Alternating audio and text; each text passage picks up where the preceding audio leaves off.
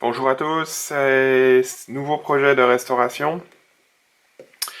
Cette fois, il s'agit du modèle AE814 de Märklin.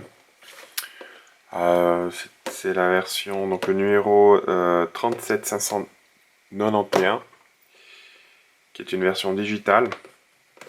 Donc c'est un modèle spécial qui a sorti Märklin en 1997 pour les 150 ans des chemins de fer suisses. Donc c'est un modèle que j'ai acheté d'occasion, puisque un peu comme d'habitude, j'achète souvent des choses qui sont un peu défectueuses. Donc dans ce cas-là aussi, vendu défectueux. Donc je ne sais pas pourquoi. À l'origine, je ne sais pas si la personne a payé ce prix-là, mais elle était facturé 909 francs suisses. Donc j'ai pas payé ça, j'ai payé un petit peu moins de 200 francs. Et donc je vais voir ce qu'elle a. C'est un modèle que j'aime, enfin qui est assez lourd, hein, qui est tout en métal. Alors, Märklin en a fait plusieurs déclinaisons que je vais vous sortir sur une petite liste. Peut-être parce que j'ai un petit peu cherché aussi, comprendre les différentes versions. Donc je vous sors ça sur une petite liste que je vais mettre là maintenant. Une série de 3 modèles en 1997, toutes avec 3 pantographes. Une version Delta verte, une version Delta Techno Silver, donc argentée, et une version des 150 ans, version spéciale, celle qui est dans cette vidéo des 150 ans des CFF. Après, un petit peu plus tard, en 1999-2000, donc la version 2 pantographes, une variante Delta et une variante digitale. Et puis ensuite, pour ce qui est des versions plus récentes avec des décodeurs MFX, toujours en 2 pantographes. En 2017-2018, une version MFX Plus. Et puis aussi une version brune de pantographe en MFX, mais finalement qui n'a jamais roulé, enfin, en réalité. Ce modèle AE814 est assez emblématique des chemins de fer suisses, puisque donc les versions réelles ont été construites au début des années 30, 1931. Donc il y a eu 3 versions, il y a eu 3 modèles réels qui ont été construits, et là on parle du numéro 11801, qui est souvent le modèle que Märklin a reproduit. Et puis donc cette machine elle a fonctionné essentiellement, en tout cas à ses débuts, sur la ligne du Gothard. Et puis ce qui se passe, c'est que donc au fil du temps, donc cette version-là équipée de 3, enfin elle reproduit le modèle 3 pantographes, mais à l'origine, sur la vraie, il y en avait 4. Puis au fil du temps, au fil donc des révisions, elle se retrouve avec plus que 2 pantographes, voire même 3, mais un troisième qui fonctionnait pas. C'est pour ça qu'après les modèles plus récents, donc comme je vous ai mis sur la liste, avec plus que 2 pantographes. Et puis elle a arrêté de circuler en 1972, et elle est actuellement, sauf erreur, au musée des transports. Donc ce que j'ai acquis là, donc elle est arrivée dans un emballage pas très, enfin l'emballage n'était pas très soigné, je trouvais, enfin assez léger, et je constate que en fin de compte toute la partie dessous là, la partie en plastique grise est cassée. Donc je fais un petit mot à la personne qui me l'a vendu, puisqu'il me l'a envoyé par courrier. Je t'ai exprimé que c'était un peu léger. Maintenant bon, là elle a été vendue défectueuse, j'ai pas pu trop donc je constate déjà que ce plastique là est cassé. Maintenant, bon, on va essayer de la sortir. Petite chose aussi, parce que donc je vous ai dit, c'est quand même une machine assez, donc qui est tout en métal. Donc le poids total de la machine est à peu près 1,380 kg, bon, avec l'emballage. Donc, mais c'est quand même quelque chose d'assez lourd. Donc, comme dit, ça aurait mérité un emballage un peu plus soigné lors de l'envoi. Ce qui est dommage, puisque voilà, l'emballage maintenant est cassé.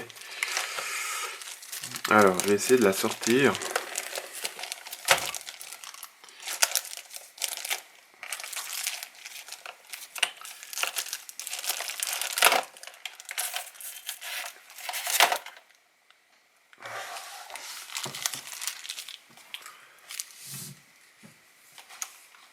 Donc on voit mieux là, et puis l'autre, il y a des morceaux qui se baladent là. Donc ça a l'air d'être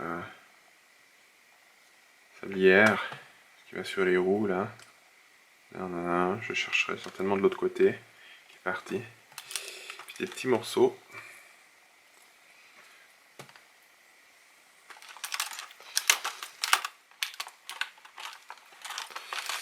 Petits morceaux de plastique là.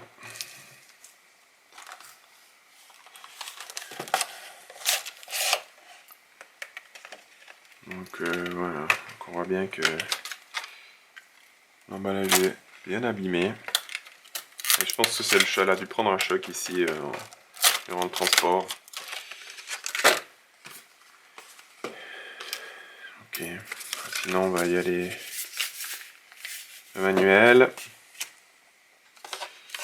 Garantie. Donc elle a été achetée en novembre 1997. 23 ans. Pas mal.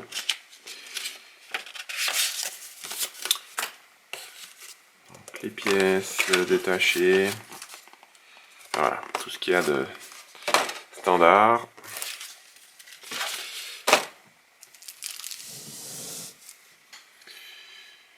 Alors, bon, donc ces petites pièces là que je vais voir d'où elles viennent.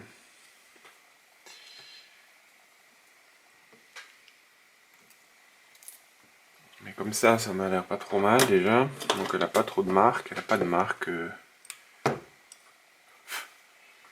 pas de marque en tout cas sur la carrosserie. Donc personne m'a dit qu'elle était en vitrine, qu'elle était exposée essentiellement. Donc là on voit bien les trois pantographes. On va mettre sur l'autre côté. Donc les pièces noires, ouais, il y a des morceaux qui partent. Ouais, donc en fait la sablière qui est là, elle est partie d'ici. Bon, ça c'est pas trop grave. Maintenant, j'aimerais savoir d'où viennent ces petites pièces noires. Et comme j'ai encore un morceau qui traîne par là.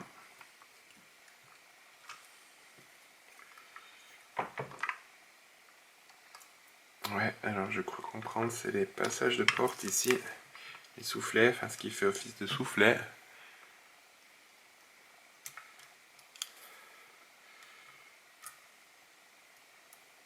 Ouais, on va mettre un petit peu de lumière là.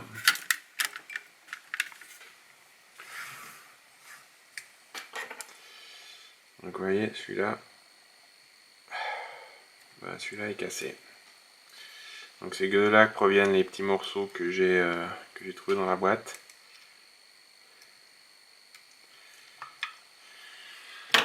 Ok, bon, dommage. On va voir si on retrouve, a priori on trouve encore quelques pièces de rechange pour ces modèles, mais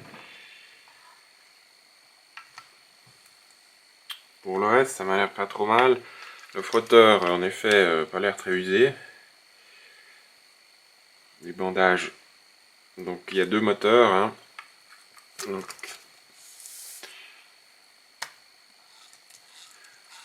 celui-là semble tourner. Selon la description, lorsque je l'ai acheté, il indique que l'un des moteurs était bloqué. Donc, ouais, celui-ci ne trompe pas. Donc il va falloir l'ouvrir et puis faire une petite révision. Mettre un peu d'huile dans tout ça. Et puis, ok. Donc c'est ce que je vais commencer à faire. Alors, voilà. Pour l'ouverture, il va falloir aller chercher la vis qui est ici dessous.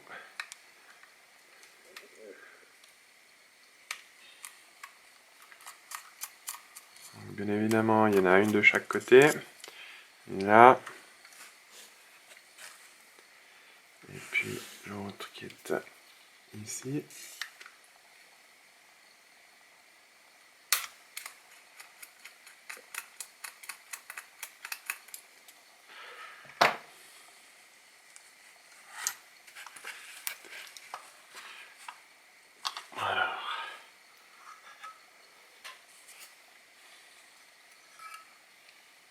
Voilà.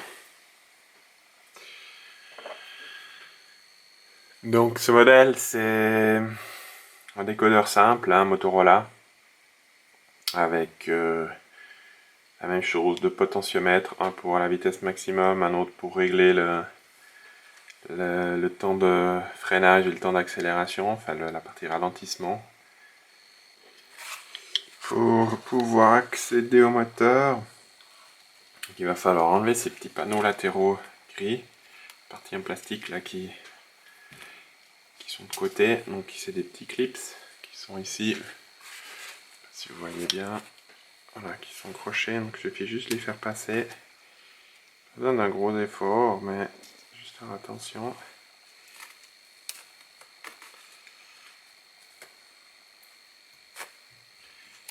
Donc ils sont tout le long du côté là. Voilà. Faire la même chose de l'autre côté.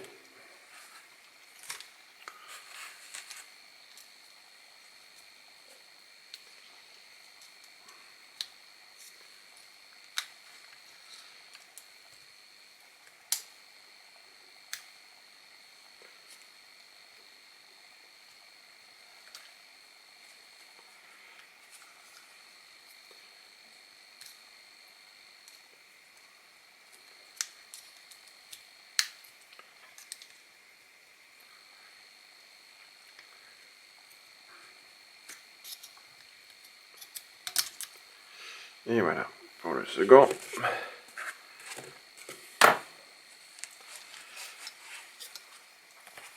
Donc ici vous avez un interrupteur qui permet de passer prise de courant frotteur, prise de courant caténaire, pantographe. Voilà. Donc ce qui permet de libérer la bougie par le dessous. Voilà, et puis d'avoir un joli accès au moteur pour ensuite pouvoir s'occuper du moteur.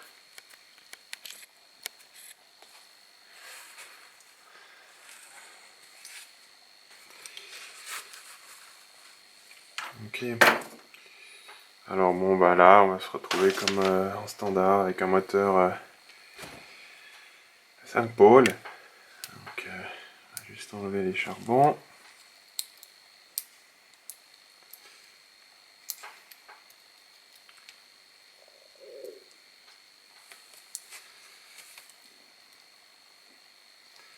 Mais il ne va pas être en très mauvais état puisque a priori elle n'a jamais roulé. C'est aussi pour ça que c'est un peu grippé. Alors.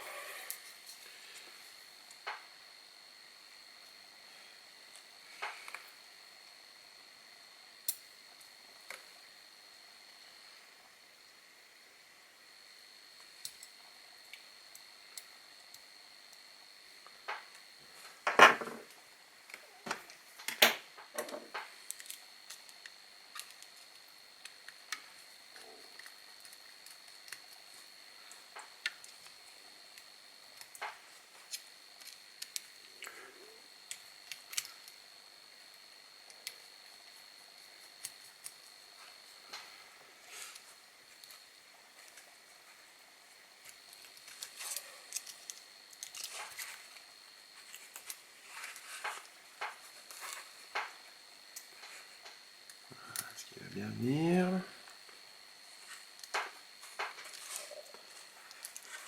Voilà. Ouais, donc tout. Ouais, c'est bien dur.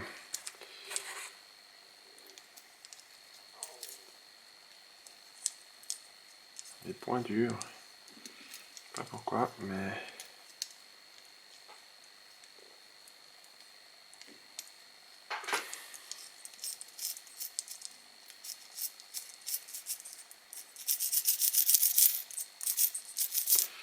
Ok, donc on va nettoyer tout ça.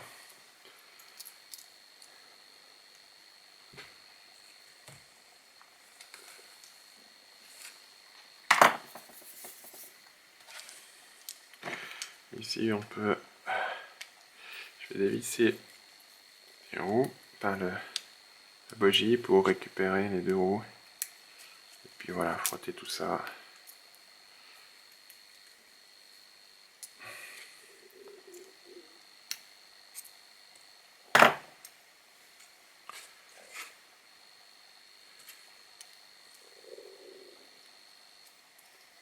Ouais, ici ça a l'air d'aller. Ok, donc je vais nettoyer tout ça. Alors, mon principe utilise une vieille brosse à dents, un peu d'alcool,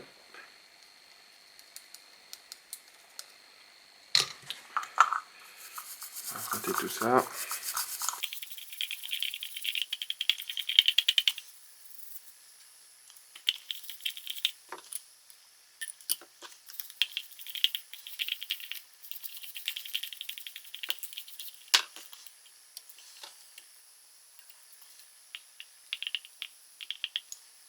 Il n'y a pas beaucoup d'huile de graisse là-dedans, donc je vais expliquer pourquoi. Regarde, tout est déjà propre. Ok, on va un petit peu sur les roues.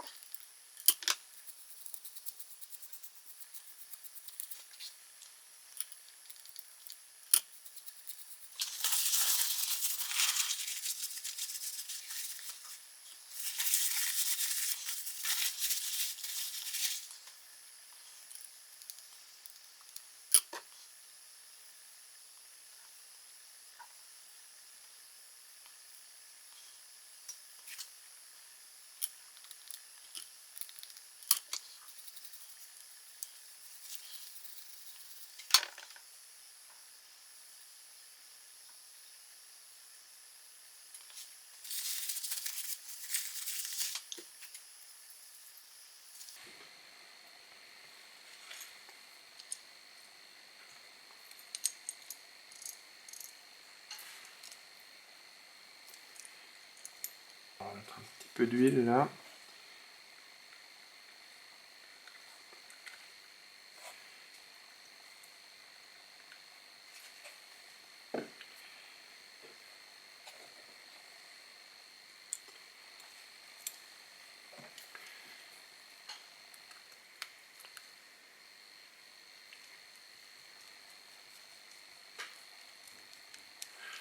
Et puis là.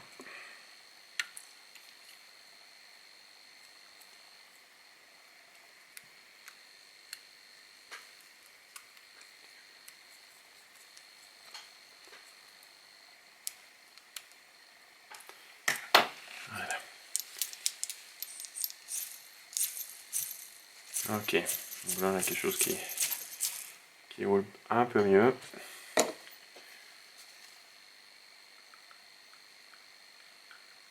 Petite tombée d'huile là, sur l'axe.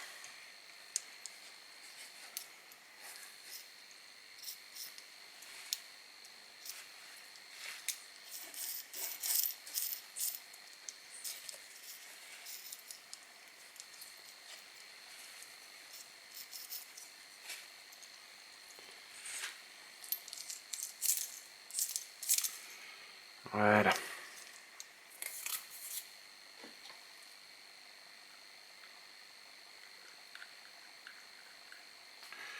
Ok, bon, je vais remonter tout ça.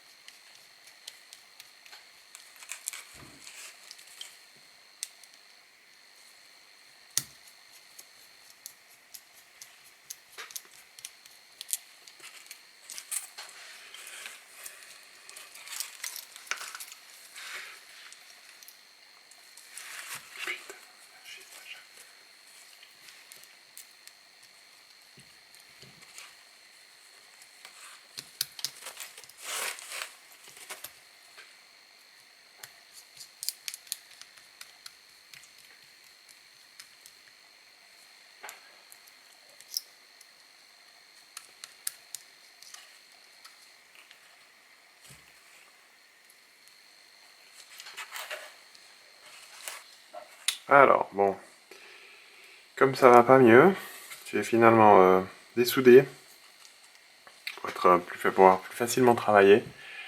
Et je remarque une chose, c'est que le rotor, il a une fâcheuse tendance à frotter un peu contre l'aimant. Et ce qui fait que il tourne pas très librement. Ce qui bloque tout en fait. Et ce qu'on remarque, c'est que bon, ce moteur il a vraiment pas tourné parce qu'il n'y a aucune marque sur le rotor. Donc ce que je vais faire, c'est que je vais juste donner un petit coup de papier très très fin pour essayer d'enlever un peu de cette peinture ici dessus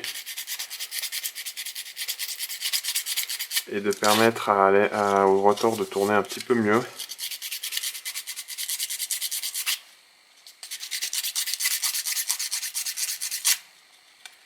Et sans point de frottement.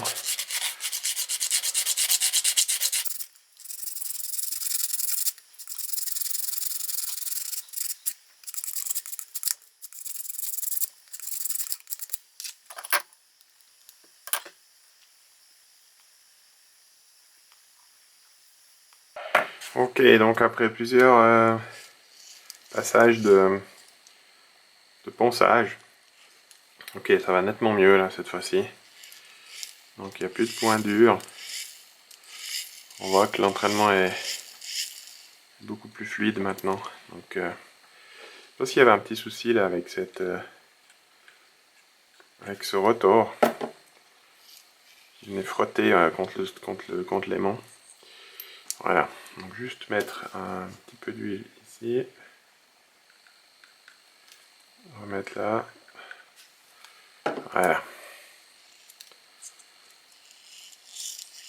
Donc je vais profiter déjà directement pour remettre les charbons.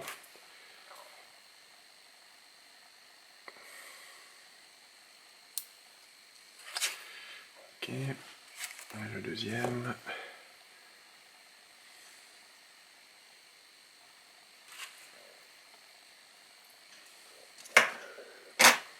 Voilà. Bon, écoute, je vais devoir ressouder un petit peu tout ça.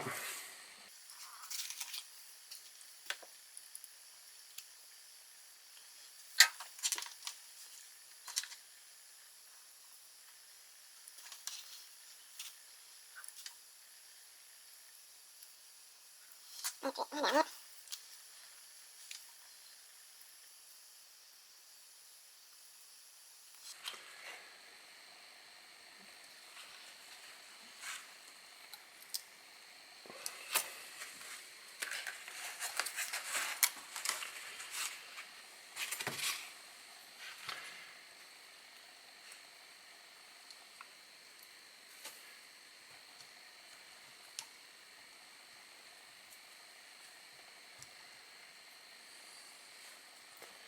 Ok, on va remettre ces fils un peu en place là.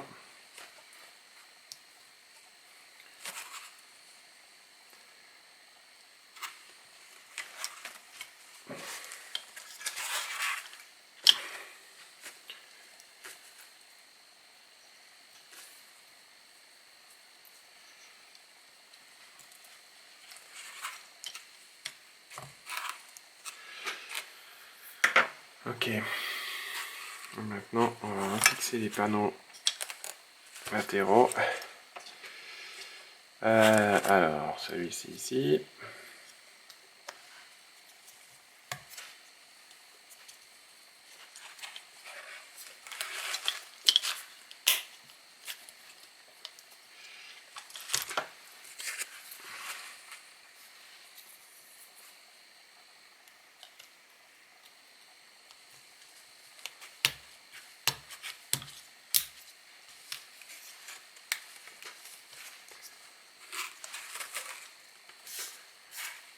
Voilà.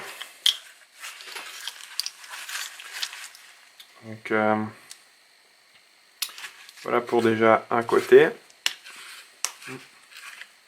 Voilà. Et puis ce que je vais faire, c'est que je vais faire la même chose de l'autre côté. Donc, Mais je vais pas filmer, j'ai juste donc refaire la même chose, nettoyer et puis huiler un petit peu le moteur. J'ai terminé donc de nettoyer également le deuxième moteur. Donc voilà, j'ai tout remonté. Ce que je vais profiter, c'est de remettre les sablières qui sont... Il y avait une qui se baladait et l'autre qui... Où est-ce qu'elle était? Là. Donc... il y en a une qui est partie de ce côté-là, ici. Alors, on va mettre ça comme ça.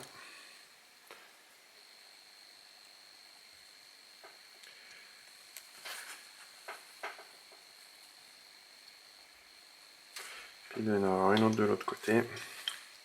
Une était déjà partie dans le carton, hein, donc dans la boîte au moment de déballer. Et puis l'autre, quand j'ai sorti la bougie ici, pour la nettoyer.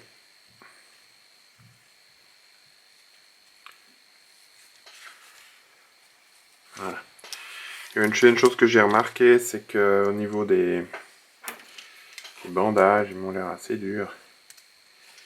Et que je les remplace, mais j'en ai pas. Donc, ouais, ils sont collés à l'essieu. Donc il y en a 1, 2, 3, 4. Donc il y en a 8 en tout. Et puis là, je pense que ça va être nécessaire de les remplacer.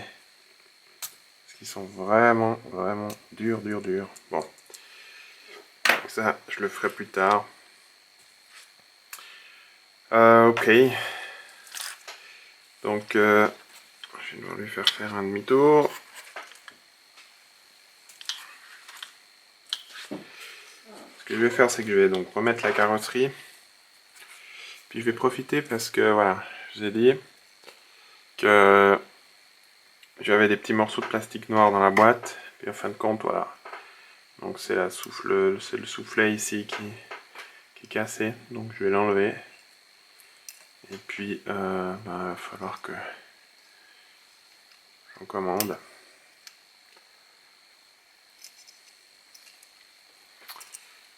Ce qui est un peu dommage, mais bon, voilà, c'est comme ça. Bon, à part ça, non, le reste, elle m'a l'air en bon état. Les inscriptions sont parfaites, lisibles. Alors,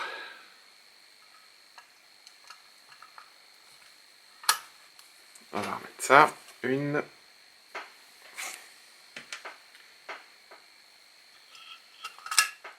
Deux. Et puis je vais remettre les vis.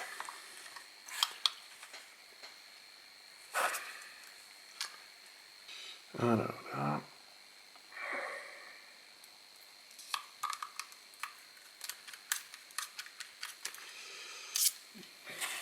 La deuxième.